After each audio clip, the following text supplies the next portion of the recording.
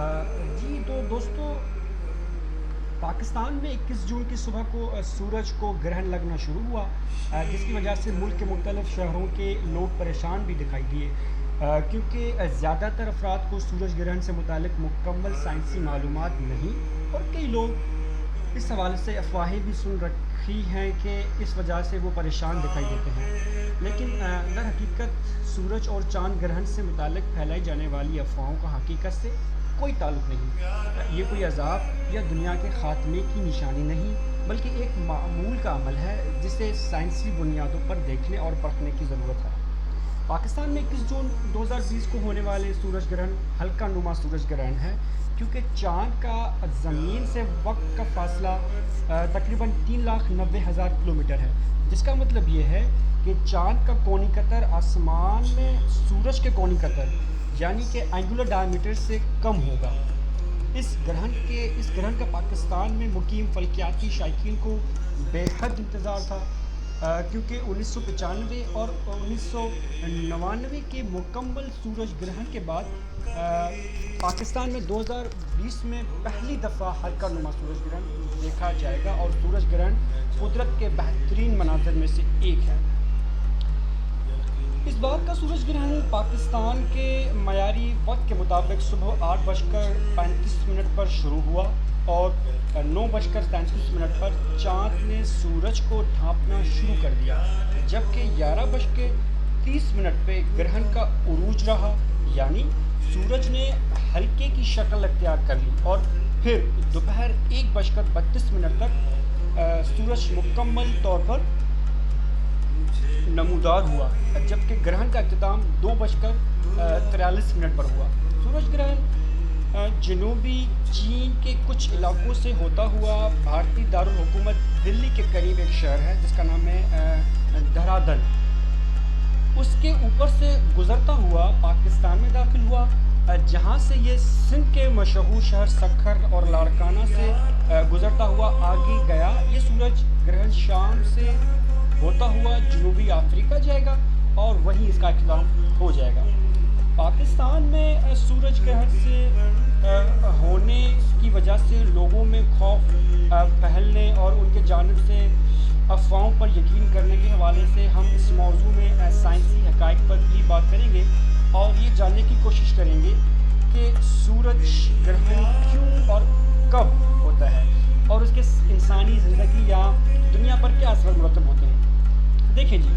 अब सवाल ये बनता है कि क्या सूरज ग्रहण रूए अर्ज़ पर मौजूद जानदारों पर कोई असरात मुरतब करता है। तो इसका जवाब सिंपली ये है कि सूरज ग्रहण मुकम्मल तौर पर एक कुदरती अमल है, जो उस वक्त होता है जब सूरज और ज़मीन के दरमियान चाँद आ जाए, जबकि चाँद का साल के कुछ महीनों में सूरज और ज़मीन के दरमियान आ जाना कोई हैरत की बात नहीं, क्योंकि आज साइंसदानों को इस बात का बखूबी अंदाज़ा है कि फल्की जिस्म कब, क्यों और कहाँ होगा। अक्सर लोगों का जो साइंसी इल्म से मुकम्मल तौर पर ना आशना है, ना वाकिफ़ हैं, उनका कहना यह है कि ग्रहण के वक्त सूरज से कुछ ख़ास तरह की शुआएँ निकलती हैं, जो इंसानों पर असरअंदाज होकर बहुत से हादसात का सबब बनती हैं। लेकिन हैरत की बात यह है कि उन लोगों ने जदीद साइंस के इस दौर में भी रहते हुए इन शुआओं का नाम नहीं बताया। दरअसल हकीकत ये है कि ऐसी कोई शुआएँ मौजूद नहीं जो इंसानों पर असरअंदाज हो, बल्कि साइंसदान और आँखों के जो माहिरीन हैं वो सूरज ग्रहण को बरहना आँख से देखने से इसलिए मना करते हैं, क्योंकि ग्रहण के वक्त जब चाँद सूरज को मुकम्मल ढांप लेता है तो उस वक्त सूरज की रोशनी मदहम हो जाती है। लेकिन जैसे ही चाँद सूरज के सामने से हटने लगता है, तो सूरज की रोशनी आँखों में अचानक पड़ने से आँखों का पर्दा, जिसे हम रेटिना कहते हैं, वो जल सकता है, जिससे आपकी बीनाई हमेशा के लिए जा सकती है, वो भी बिना तकलीफ़ के, क्योंकि जो रेटिना होता है उसमें दर्द महसूस करने की सलाहियत या खुलिये मौजूद नहीं होते।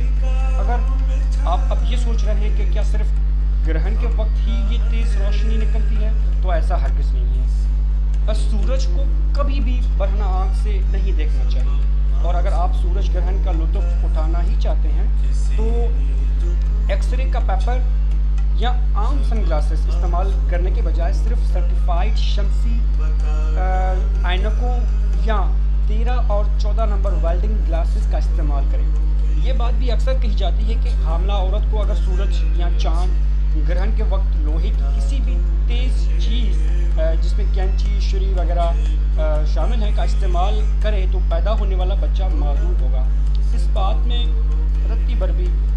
حقیقت نہیں۔ اس چیز کو غلط ثابت کرنے کے لیے کبھی کسی عام انسان نے تجربہ بھی نہیں کیا، کیونکہ ہر کسی کو اپنے بچے پیارے ہوتے ہیں، لیکن سائنسدانوں نے یہ سب تجربات جانوروں سے لے کر انسانوں تک کیے ہوئے ہیں۔ معذور بچے کا پیدا ہونا صرف ایک اتفاق یا کسی جینیاتی بیماری کا نتیجہ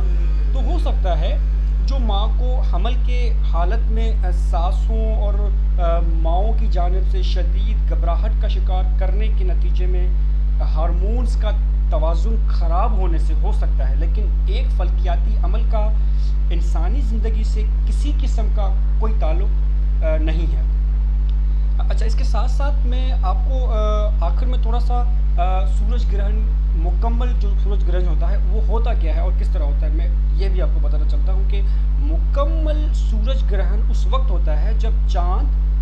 زمین اور سورج کے درمیان میں آ جائے، لیکن کچھ اس طرح کہ چاند کا زمین سے فاصلہ اتنا ہو کہ وہ سورج کو مکمل طور پر ڈھانپ لے۔ مکمل سورج گرہن میں چاند سورج کا روشن کرا یعنی فوٹوسفیئر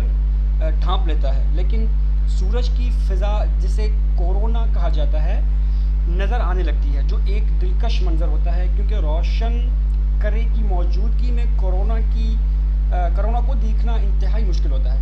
کورونا ہی وہ جگہ ہے جہاں سورج کے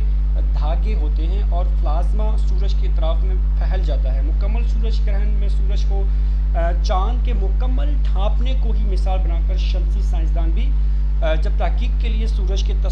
تصویر لیتے ہیں تو سورج کے روشن کرے کو اس طرح ڈھانپ کر اس کی فضا کی